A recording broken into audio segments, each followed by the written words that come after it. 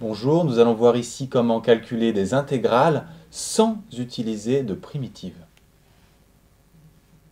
Vous devez calculer l'intégrale de 2 entre 1 et 4 sans utiliser de primitive. Pourquoi c'est possible et pourquoi c'est facile? Tout simplement parce que 2, c'est une droite horizontale. On va faire le calcul entre 1 et 4. Donc la surface à calculer sera un rectangle. Un rectangle, sa surface, c'est hauteur fois largeur. Donc 2 fois 3. Autrement dit, on obtient 6 unités d'air.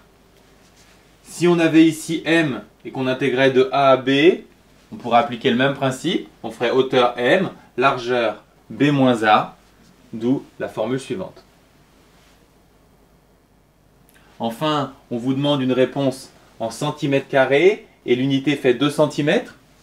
Donc attention, si l'unité fait 2 cm, l'unité d'air c'est 2 fois 2, donc 4 cm², d'où le résultat suivant. Et bien sûr, ce résultat se généralise. Si vous aviez eu 3 cm, l'unité d'air ferait 9 cm², et 5, 25 cm², puisque 3 fois 3 ou 5 fois 5.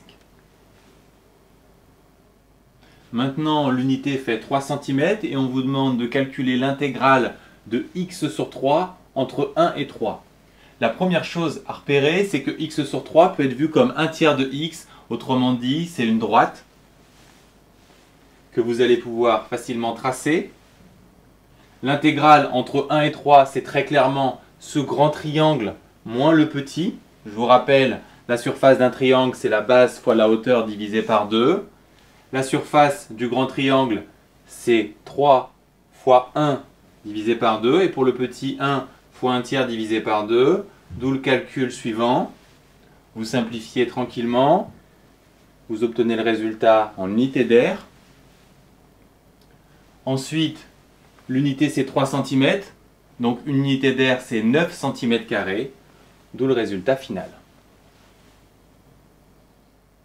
Un petit QCM pour finir. On s'intéresse à l'intégrale entre 0 et 4 de la fonction f représentée ici.